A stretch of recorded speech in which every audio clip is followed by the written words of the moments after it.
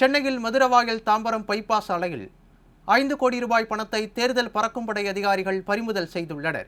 தேர்தல் நடத்தை விதிமுறைகள் அமலுக்கு வந்த நிலையில் தமிழகம் முழுவதும் தேர்தல் பறக்கும் படை அதிகாரிகள் வாகன சோதனையில் ஈடுபட்டு வருகின்றனர்.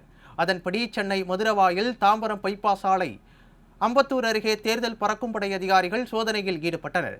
அப்போது தனியார் ஏஜென்சி வாகனத்தில் கொண்டு வரப்பட்ட 5 கோடி ரூபாய் பணத்தை அதிகாரிகள் பறிமுதல் செய்தனர்.